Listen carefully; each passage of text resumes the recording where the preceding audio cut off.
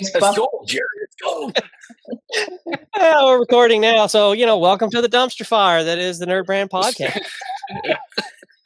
Dive on in. Yeah, we're all in. We're here today with Mike Mason from the Lawn Pro, and we're going to chat about, it's going to be all about him and, dig into you're going to be a little punny on this show. So we're going to dig into the roots of the successful landscaping business with you. And with over 2 decades of experience, you've been at this for a while. Oh, my goodness. So, Almost 3. It'll be 3 next month in September. All right. Well, 30, all right. 3 decades, 30 years. Yeah. Stay tuned in for about 30 years worth of entrepreneurship and landscaping from Mike up next.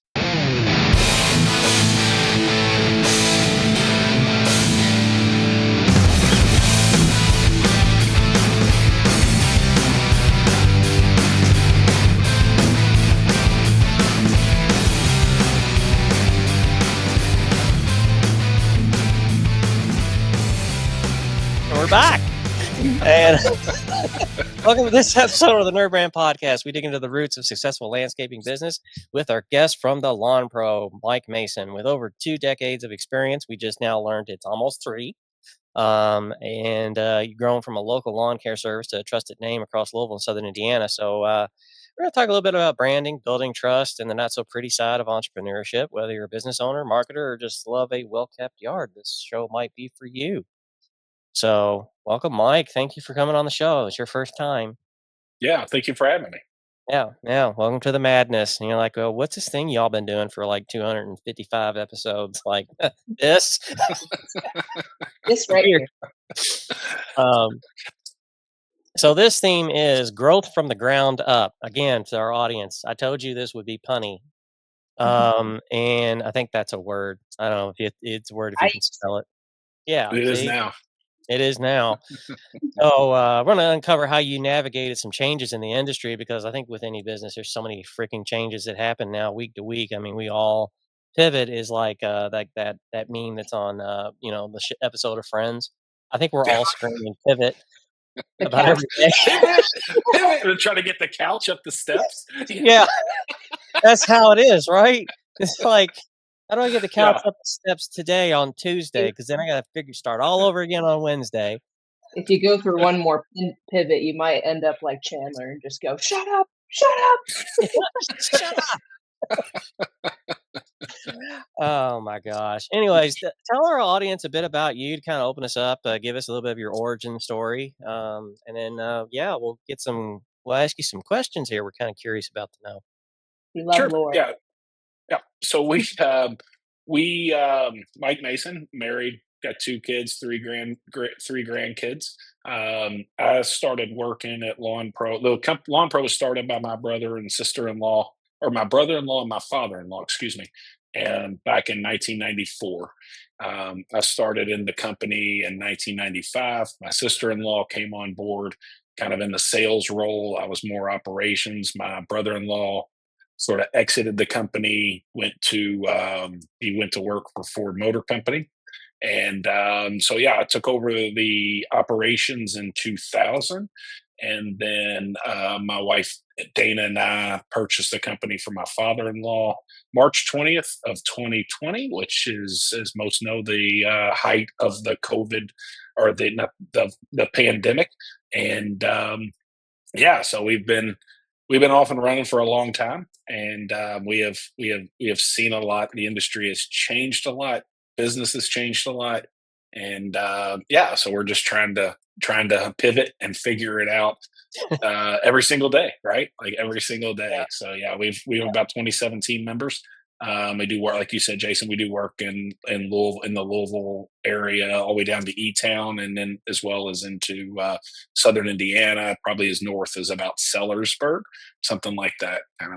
Kind of a geography of where we operate, if you will. Yeah. Well, it's like you said. I mean, I think the mantra. I've had a lot of conversations with business owners. We picked up a new client. She's a nurse practitioner, and so she does direct primary care, and she asked a lot of questions. I said, that's fine. That's kind of what we're here for. It's like we're consultants as well as we are as creatives. So it's like an amalgamation of the two in our agency. But it's like, the number one rule of I've been telling business owners lately, and I think it gives them a little bit of comfort. At least I hope it does. It's like figure it out is your mantra. Like you're never going to leave that state of figuring it, trying to figure it out because there's always something Yep. that comes up. Yeah.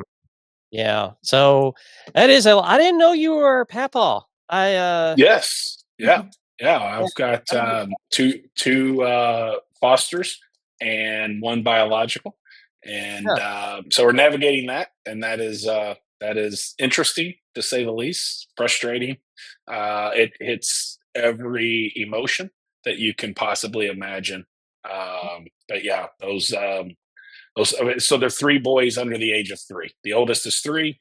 And there's three, two, and Mason is 8 months now. So yeah, it is. Wow. It is interesting when they come over to Coach and Dee Dee's house. It is they wear us out. So they my at 40 when I was in my 40s, and I wasn't going to be called Grandpa. And so my name is Coach, and then my wife Dana's Coach. name is Dee Dee. Yeah, I love yeah. that. So they call me Coach. Yeah, so it's not Grandpa. I couldn't do that. I'm sorry. That's how my mom, she didn't want to be called Granny or Mama. My mom's name is Joni, and she took the Okay. J name, and they call her Jamma, my niece and my Yeah. nephews. So I was like, Nice. "My dad Nice. named Jamma." Like I didn't my know it was such a hard thing. You know what I mean? Like I had a Meemaw and Peepaw and a Granny and Grandpa when I was a kid. So that was all I knew, I guess, if you will. And then it's like, hold on a second, I'm not going to be called Grandpa. I'm not going to be called. It's like I'm not. Yeah, I'm still in my 40s right now, bro. Come on. Now I'm in my 50s, so maybe it gets a little easier, I guess. Right? But yeah, Yeah, I yeah. kind of now understand why. Of course, Mitch is in his 60s, and I kind of understand now why he's like cool with it because he seemed proud of it when he got his hat, and it makes sense now when you were like, what you're in for. Yeah. So Grandkids are awesome. Kids are okay. Grandkids are fantastic, though. Yeah, yeah, because it's send like them home. babysitting Yeah, shake others. them up and send them home. Yeah, exactly. That's how I feel about being an auntie, and mine are about to be about 3 hours away. My brother's in the military, so it's constantly like we see him every once in a while, but now that he'll be within a 3-hour drive, they'll be coming over to my house and running amok probably. Oh yeah, yeah. No, Yeah. they're awesome. They're fun. They're a lot of fun. A lot of Oh, fun for sure. What was your you know, do you remember your first client and what that experience was like? You don't have to name names, good so, question. what Yeah, was no, what not was it like? really, because because like I said, I joined the company. So my daughter is she's third. She just turned 30. Um, so when she was born, Dana and I weren't married. It was a thing, and so I was working two jobs and going to school full time, but I was not during the summer. So I kind of had a traditional college path where I was taking college, in U of L for in the fall and spring semester, and then I would work full time through that at the end. And so I was working at UPS and at a place called Ezrock Materials over in Sellersburg, Indiana, which is not a not a happy place. There's nothing pretty about that, but so I was in school. My dad was the operations manager or production manager over there, and they had a program for college students that of college students of employees. And so, yeah, so that was I did that in 1993, 1994, in the summer of 1995. And Mackenzie was born in June of 95. And so I was working at UPS and at Ezrock. So I go to Ezrock from 7 to 3:30, and then go see Mackenzie and Dana, spend an hour or two with them, and then would go to UPS for 4 hours and unload package cars, and get home 9:30, 10 o'clock at night, get up at 6 in the morning and do it again. So Wow. yeah, so then that's where my brother-in-law and father-in-law came to me. It's like, hey, we need help. We're starting to grow this business. It's getting some legs, and we'll work around your school, all that. And so that was a big deal for me, because I was determined, and my mom was adamant that I finished school. and I don't, school probably was for me. I don't think it is for everyone. And Yeah. as a person of the trades, like we have a lot of team members that do really, really well and don't have a formal education, but are very bright and very talented. And yeah, and I think sometimes we miss that in society. We've always been where we have to, that was when I was growing up. It was like you got to go to college, you got to go to college, you got to go to college. You won't Yep. have a future if you don't, right? And I don't think that's true any longer. But yeah, so that was uh, that was an interesting summer. That summer of '95 was probably it was like the best and worst summer of my life. It was the best because my daughter and she has just turned into this fantastic human being, and I'm so proud of her. Uh, but the work was brutal. I mean brutal. Yeah, I run jackhammer and do things like that Dang. all morning and afternoon, and then go unload the brown package cars for 4 hours. But Oh. learn to drive a stick, moving those trucks around. so, so all was not lost. Yeah, skill sets you're not going to get in the classroom. That's for sure. That's right. That's exactly Uh, right. yeah, I Uh, mean, because I know, like, I think we all know Mike Rowe and how he is sort of like forging and has been for years about trades and yep. going to schools and getting not necessarily a degree, but just a skill set.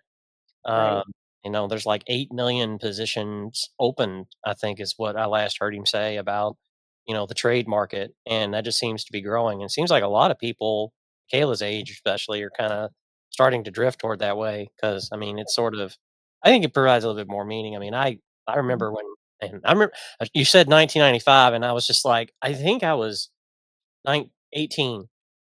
I I wasn't was, even thought of yet. I was no, 20. I was yeah. 20 in 1995. Yeah, I was 20. Yeah, maybe I need to go Yeah. back to see, I graduated high school in '94, and Mike and I are old enough that we actually were around when email came out, so that says something. You The kidding? internet. Yeah. Oh, it's like, I'll dude, you're leave out the getting name of the person that invented it, but I yeah, remember the advent of the or it internet. says he did. Yeah. That you remember, like, dude, you're getting a Dell. You remember all those things, all those Oh commercials? yeah. Yeah. Oh Yeah, yeah. Yeah. and then, Yeah. remember when we were kids, like, there was a commercial that was for our parents, and it was like, "It's 10 o'clock. Do you know where your children are?" Yeah. Oh my god. And literally, they ran that at 10 at Yes. 10:15. Yeah. Yeah. Oh, Do man. you know where God. your kids are? Yeah.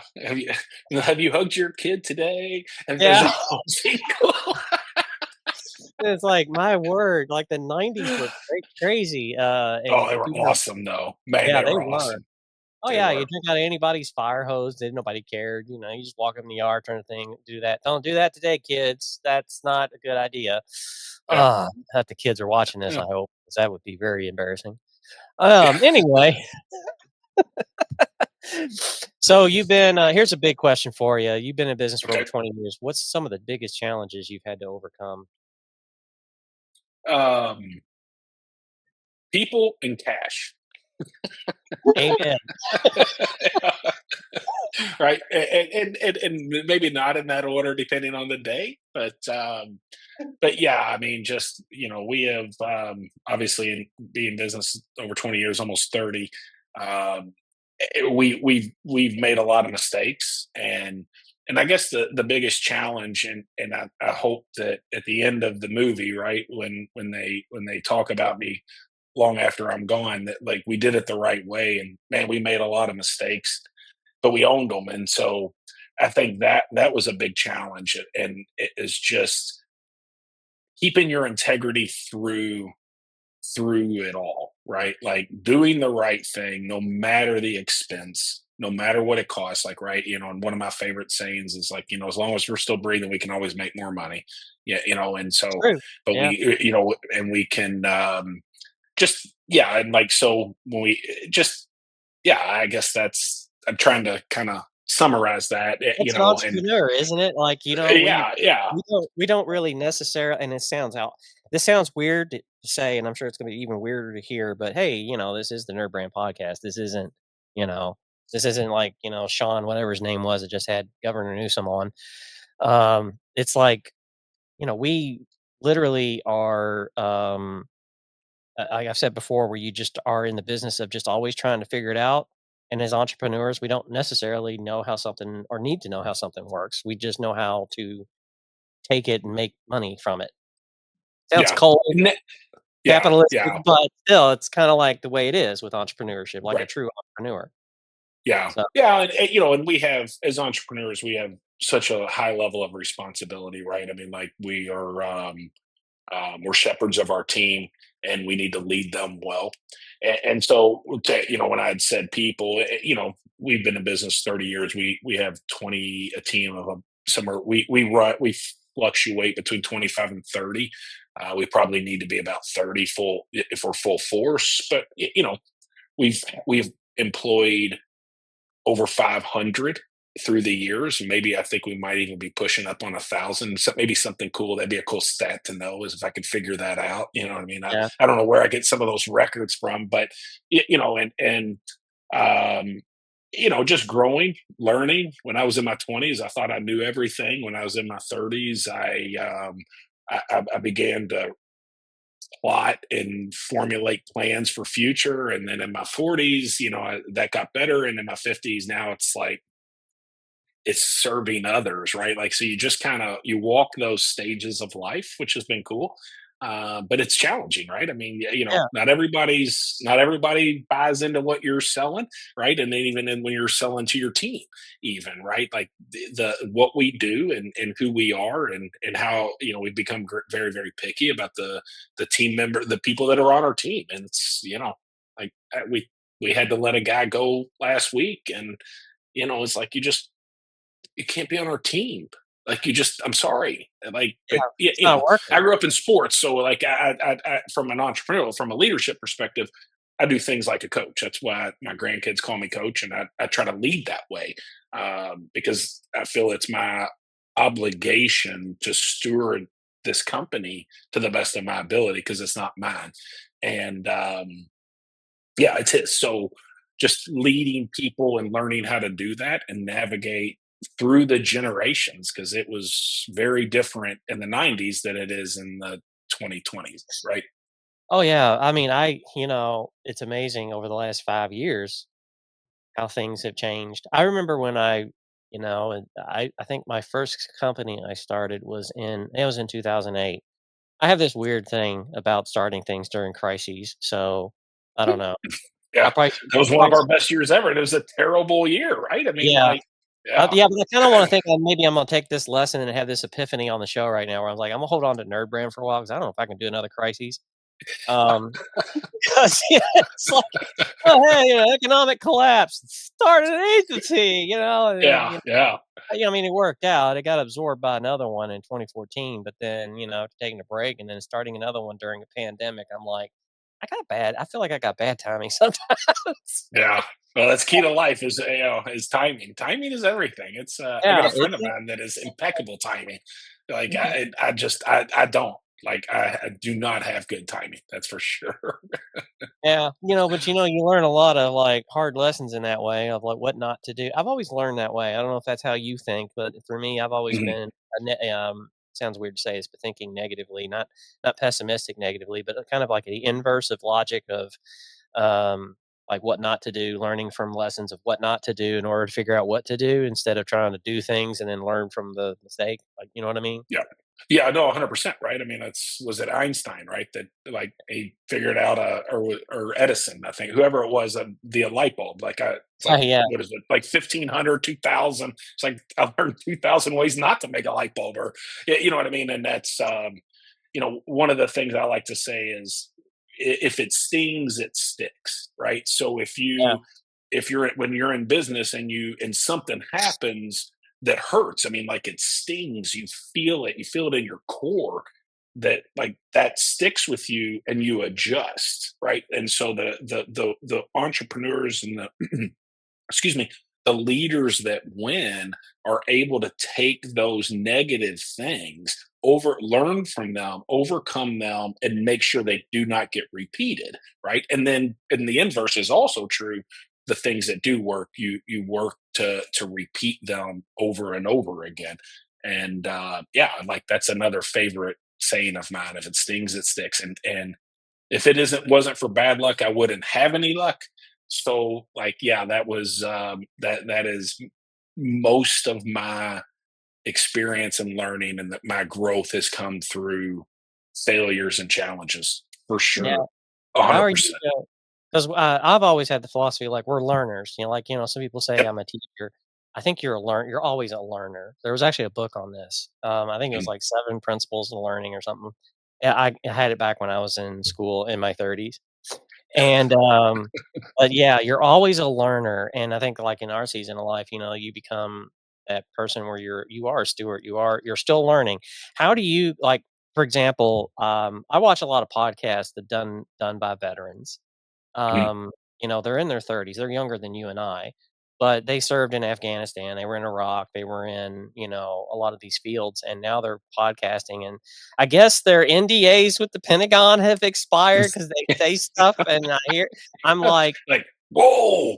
that seems scary because an example of that was one guy said that we have a system and scram or something like that. Anyway, basically, if a battleship fires a Patriot missile and we have an F-35 in the air 100 miles out, it can take over the telemetry of that missile and guide it to a destination, much like a baton runner will pass a baton to another runner on a track to get to the goal.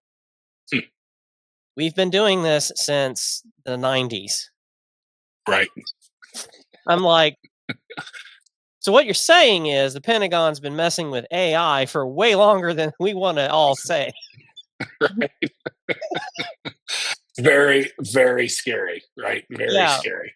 So, but I watch these guys. They've become masters at content creation. They've become masters at marketing and branding. One of them I'll give a nod to is Fat Electrician. He has made a channel out of teaching historical stuff.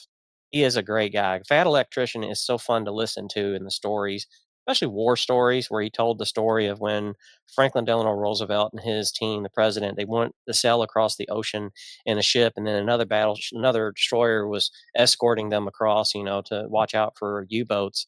And they decided to have a little war game, and so they would like ping the other ship and go, "Ha ha ha, we got you, we shot you." And then the ship that the president was on was like, "Yay, whatever, you hit us." And then they went for a while and they said, "Okay, launch." And it's a sub. Actually, it was a submarine. Yeah, sub that was actually shooting at them, one of ours or something. And they were like, "Launch torpedo tube number 2." And it's like ping and like, "Yeah, we got you again, haha." And then the guy goes, "Launch torpedo tube number 3." And the captain's like, "Wait, what? No, that's live." And they actually shot a live torpedo at the president of the United Uh States oh. while he's on a ship Oh boy. in the Atlantic Ocean. This is World War II. There's Oh all boy. kinds.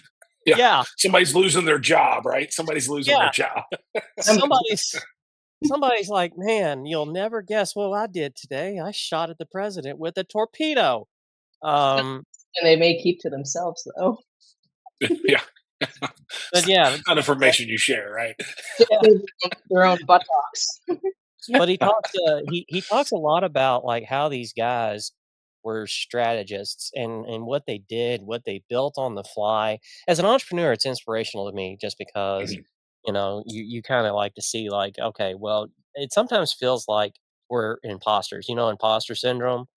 mhm, Um, so I don't know how often you struggle with that, but I kind of go back to these stories and with stories of these vets and everything, and that's kind of how I turn off that noise in my head. How do you handle imposter syndrome? Is there an outlet you go to listen to or learn from, or it gets you out of that, or do you ever struggle with imposter syndrome?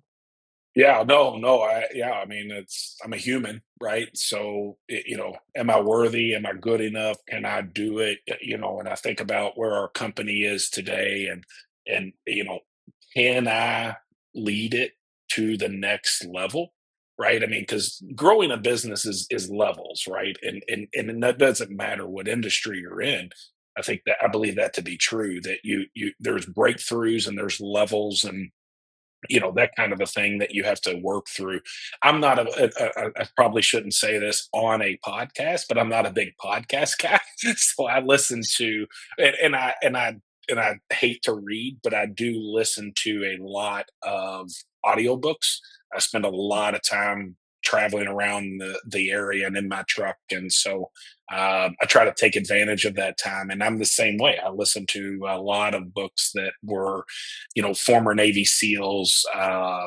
Jocko Willick is a big. I'm a big fan of his, and just his voice is kind of sounds like a seal, kind of like just somebody. I'm trying to. I want to make sure I'm clean, with my language, but like somebody you don't Yeah, I want to don't have mess a with, beat right? button.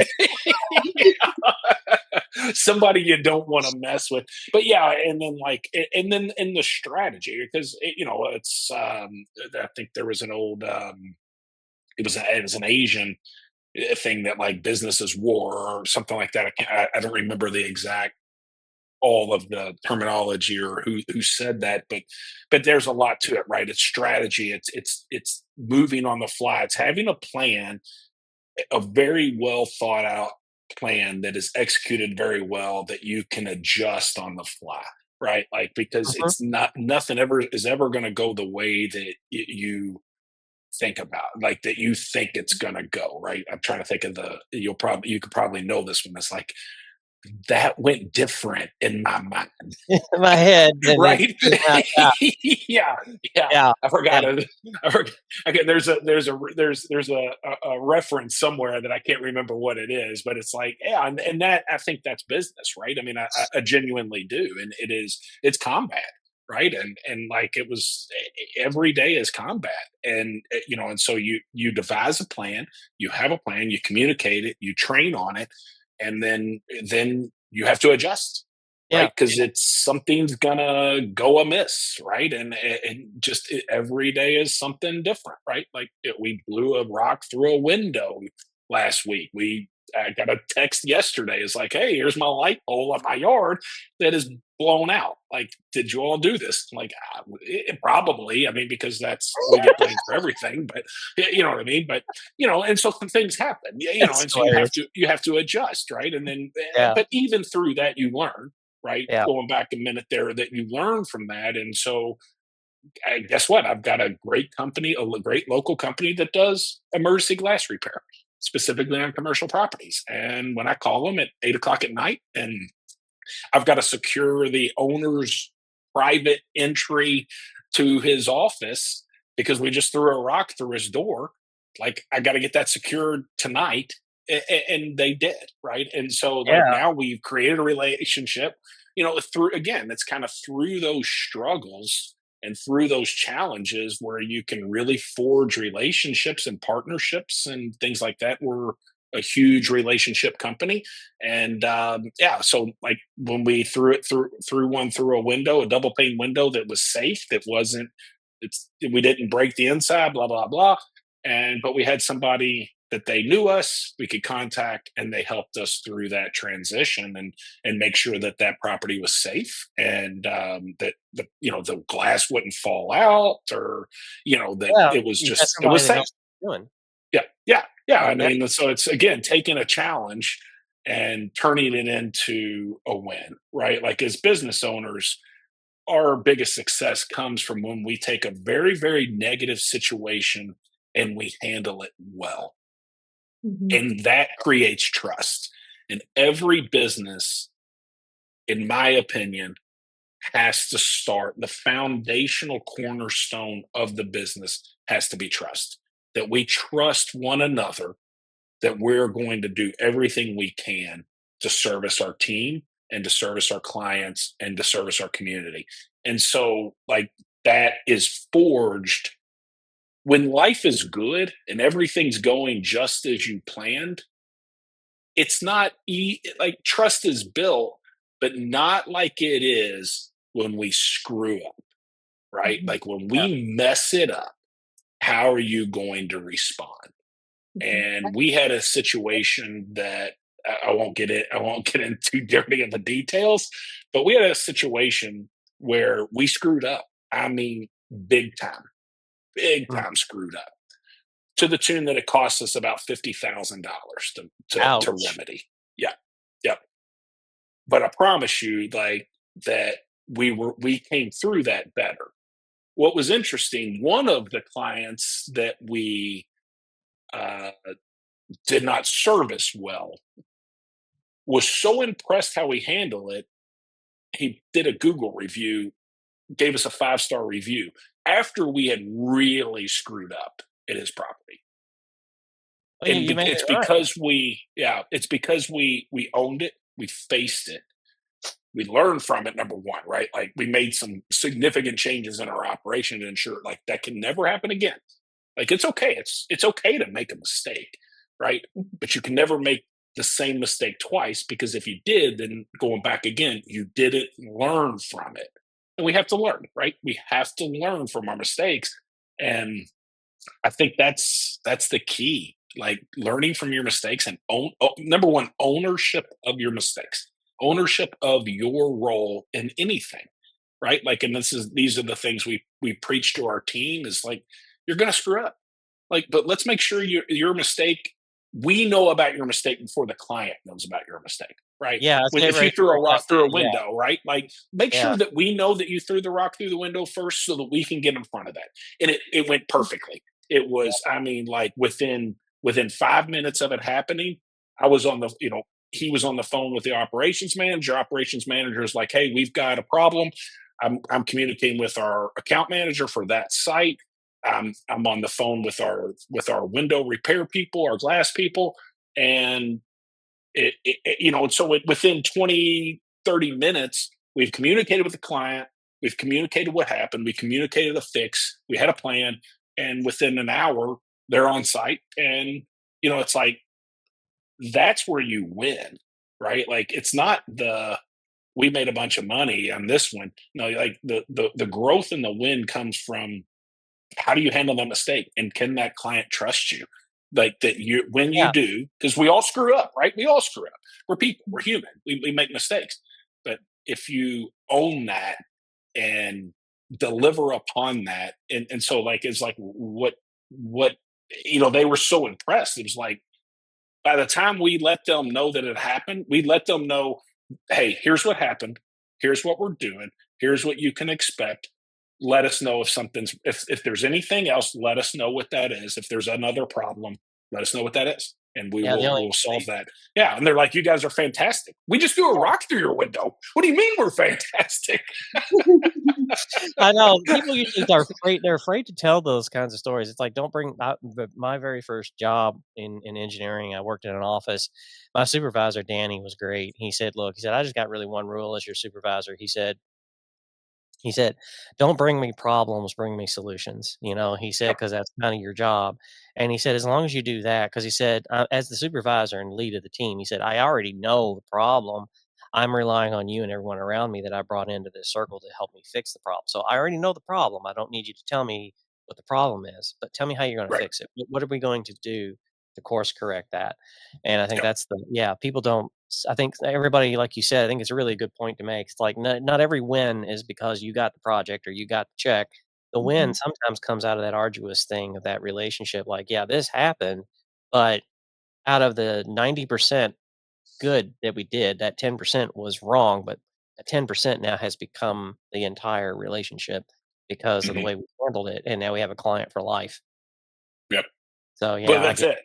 Yeah. When you own it, like you have a like we were doing an organic program for our at the time our largest client, his home, and it's acres, right? It's mhm. acres, and we added a product that is basically equate it's a sticker, so it basically equates to like soap. I mean, it doesn't have anything to do with anything, but when you in the mix with the heat and the timing, blah blah blah, so we smoked his entire yard, like acre and a half, 2 acres worth of turf grass gone, dead. We killed it.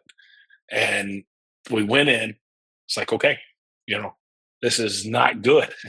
No. This is not good. Yeah. I mean, this client, like this owner, it represents about $1 million worth of business to our company. Yeah. And we went in and we reseeded it. And that one was only like 20 grand.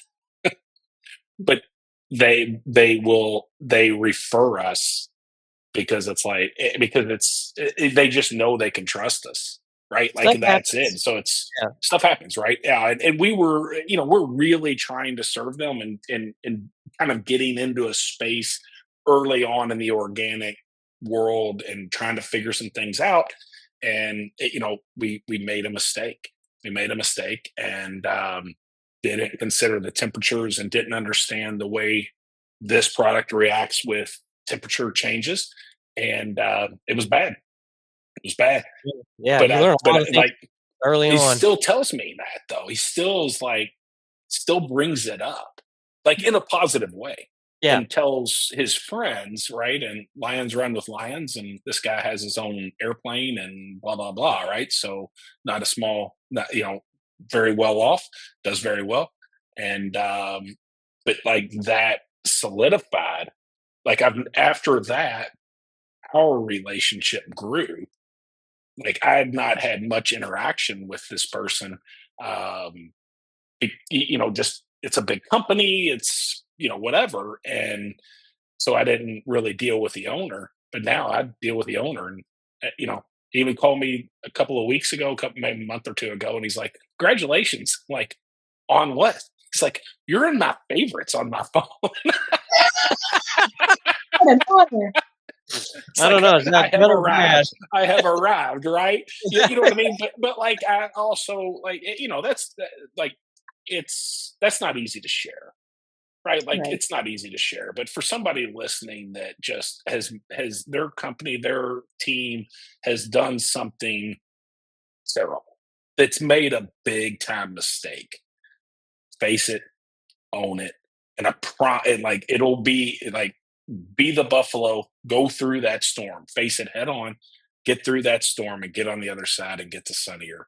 sunnier skies. Yep. I'm gonna turn the show over to Michaela. Michaela's got a lightning round. She's gonna take you through real quick. So, Uh-oh. Michaela, did you get those from me? Yeah. So, nerd lightning round. Our Uh-oh. closing. So, what is your favorite tool in your lawn pro truck? If you had to pick a favorite. My truck. Yeah, it's air conditioned, it's climate controlled, and I like to be in it. Yeah. That's fair. I just got the AC in my car fixed, so I'm right there with you. It's my favorite accessory.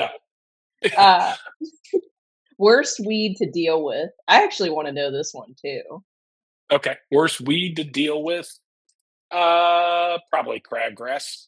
Wow. Crap. It's we Yeah. everything we do is focused around keeping crabgrass out and Mhm. preventing it, right? And so if you miss the prevention or you still have breakthrough all the time, but it's really hard to control. Mhm. It's really hard to control. We can do it, but then we start talking about things that people that don't like to talk about anymore. So we need products yeah, that are on the radio that has so much misinformation around it that Mm. I'll stay away from it. But yeah, Yeah, yeah, let's not get any like cease and desists. yeah, exactly, exactly. My least favorite is pigweed. My dad and stepmom have a farm, and it's the ones with the thistles on them. I don't know if Okay, you is it thistle? Is it yeah? Because pigweed, I'm not familiar with. I don't maybe know like that term. the whole term of it, because it comes with like buttercup sometimes too. My stepmom would hate buttercup, like the yellow flowers that would just pop Oh up yeah, in fields. But yep. the pigweed, what they call it, it has these thistles on it. And I remember I usually wear like a pair of boots or something when I'm going out in the field. But one of these days I just had flip flops on, and those thistles got in my toe, and it hurt Ugh. to high heavens. So that's my least favorite weed. Yeah, Uh, but it'd be like thistle. There is thistle, bull thistle, or something like that. That's probably pigweed is probably a kind of a vernacular, like a or not a vernacular, like a you know what I mean. Like I don't. I'm not smart enough to know the term I'm looking for. a real vernacular of it, like a pseudonym for it, Yeah, kind yeah, of. like a common name that people refer to. Yeah, it's a common name. I think is probably what I'm looking for. One song you always play while working. What's that song? Like your anthem. If you Hmm. had to pick one. Brothers Osborne, good for some, but not for everyone. Kind of knew that. Loyal listener payoff. Yeah. Just saying, Mike is not looking for sponsorships, but if you're out there, maybe. And here's my last one. Favorite kind of lawn to work on? Hmm. How do you mean? Like type of turf grass or Mm, I don't know. I think that I'll was go just with that. like I guess like what kind of style of grass to plant, Yeah. or as far as like terrain, even I guess it could be Yeah. even that kind of a question too. yeah, um, flat with fescue is the best. Yeah. God, So I know we're the bluegrass state, but bluegrass does not do well in Kentucky. It is, That's weird. yeah, it is irony. weird. Yeah, yeah, and we have some bluegrass lawns, and in the spring, like April, and then again in like October, they're gorgeous. But in between the heat and humidity, they don't hold up. So I got friends in the north that they use bluegrass for their sports fields. Like we would never use bluegrass down here for sports fields. We're in the what's called the transition zone. So we would use, in my opinion, we would use warm season turf grasses like Bermuda and zoysia, things like that. So my favorite would be a fescue lawn, a full fescue lawn that's relatively flat because it's easy to mow, it's easy to maintain, it does well, and suits our climate well. Mhm. Hmm. Since I have a push mow, I too like non-hill lawns. Mine kind of an incline to it, so it was like I'm pushing like a 200-pound sled across a gym studio floor. I'm like, ugh. But good good Yeah, workout day. yeah, for sure. It is a workout. That's Yeah. for sure. Yeah. Yeah, Well, we have I want to put on the screen there if everybody is on YouTube, you can see you can visit the Lawn Pro at lawnpro.com and see check out Mike and his team, his projects and things like that. And Mike, appreciate you being on the show.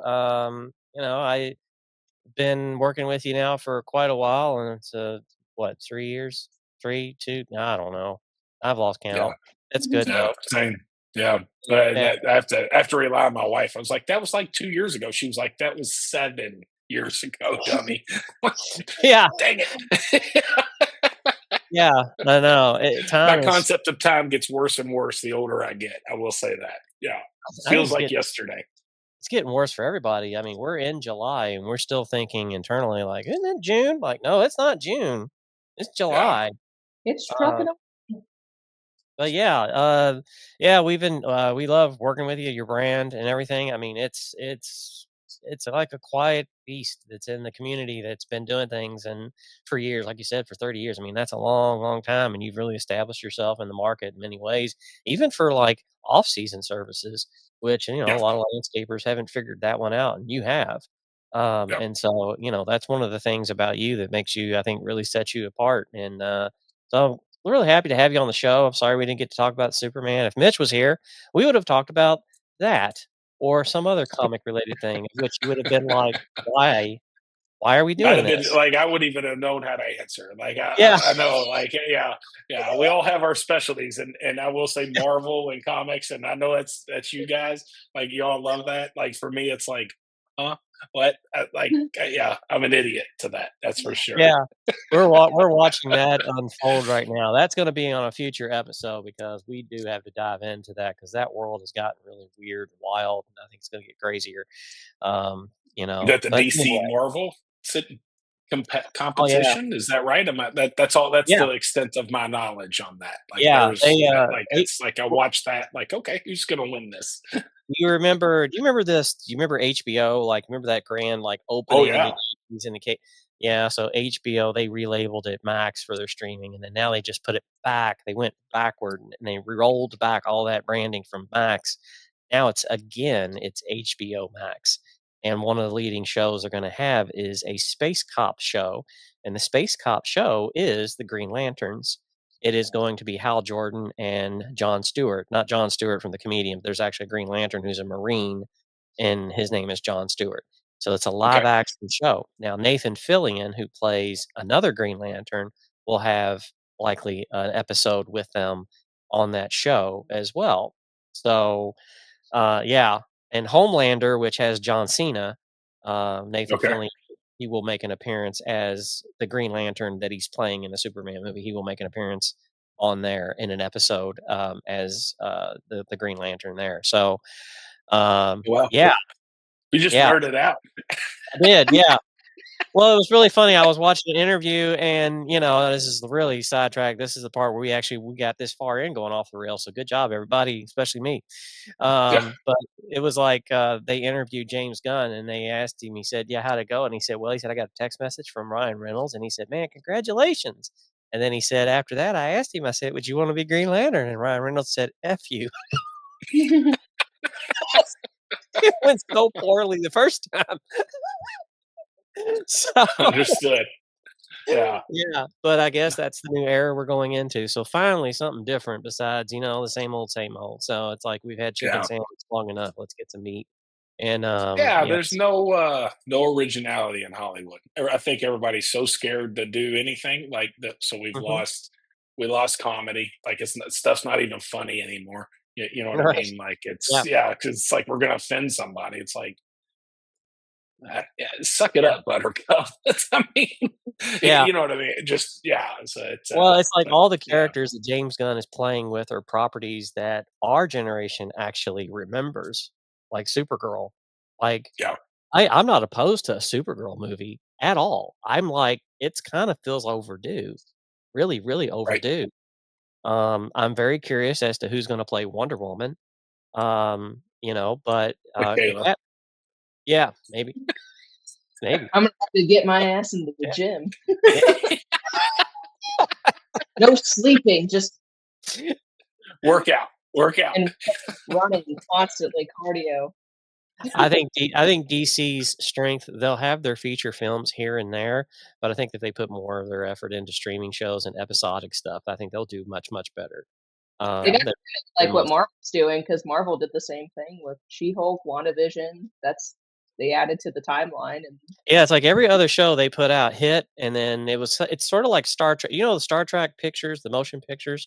I don't Oh know if yeah, you're yeah, so the very first movie is boring as hell, right? Because it's just like a bunch of stuff with the ship, yeah, and then it was like the first time they got to use a full-scale model in a feature film, so they're like, "Brr," like everything was the ship.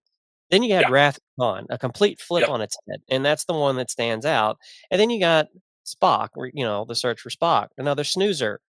And then you had a hit with 4, Voyage. It was like it was only the even numbers that worked well for them in that franchise, and it's almost like yeah. That's Marvel. interesting. Yeah, it's like Marvel's Yeah, sort of in that vein. Yeah, because Star Trek 5 sucked. Star Trek 6, yeah, it was a little better, and then they did the next one, and it was like, "Look, we Kirk died, we know. Did yeah, we really need to have a movie about that?" And so, I think Marvel's kinda that way. It's like every other one, It's just kinda the yeah, thing. It's in the movie industry, it's in the nerdverse, it's hit and misses, just like what we talked about today, but anyhow yeah, yeah. we did spare you a bit of that with Mitch not being with us today, so he's gonna miss out on this, he regrets not All I being. got is Wrath of Khan. Like that's all I know Yeah. on the Star Trek Yeah. thing. And my dad was a big Star Trek, so like I remember watching it in the Saturday mornings. I think, if I'm not mistaken. Yeah. Yeah, is that right? Was Yeah. it Saturday mornings or Sunday mornings? Oh, no, I think it was No, Sundays. because we would have been church. All Yeah, Sundays. yeah. Yeah. I think it was Yeah. Saturdays. Yeah, we used to watch the show. I guess the actually, and then I remember Oh, watching Next the Wrath of Khan. Generation, yeah, yeah, Next Generation was I believe it was, yeah. Was it NBC? Or is ABC maybe? I don't know. That's so long ago. No, it was CBS Yeah. because that's Paramount. That's Viacom. That's who owns the properties, Paramount. So Okay. yeah. Yeah. But yeah, we get into that. I got a friend, she's got a studio and I'm gonna go down to Owensboro. She's filming a sci-fi feature. So she's like, you should come down and check it out. We're doing a sci-fi film. She's got a 50,000 square foot studio down in Owensboro. So I've known her for years and she's just like, yeah, just come on down here. And I'm like, oh yeah, you just shooting Yeah, a I'll be sci there. Yeah. just shooting a sci-fi feature. Yeah, sure. I'll just roll up to the studio and the guard will be like, "Yeah, you know the owner, great, come on in." I'm like, "That's not how it's gonna go." That's not how it's Yeah. gonna go. I'm gonna be in, like, the sheriff's jail. Like, so they're gonna be like, "Who is this idiot rolling up and saying, like, he knows the" yeah. So, anyways, Yeah. what's for that in the news, everybody? Anyways, if you like this episode, subscribe to the NerdBrand podcast at nerdbrandagency.com/podcast. You can sign up for our newsletter. We don't spam. You can follow us on Facebook and Instagram and all the other places. And, make sure that you also do the same for Mike. He's out there as well at the Lawn Pro. The handles that you'll find for him and all of our handles are at NerdBrand Agency. This episode will be on YouTube. So I do have to give the little YouTube thing where you have to subscribe and notification bell for those watching on YouTube. I know you're probably looking for that little graphic down there. We's poor. We hadn't got that yet. So you got me saying it. So anyways, if you do enjoy this episode, please let us know and be sure that you always remember to keep your nerd brand strong.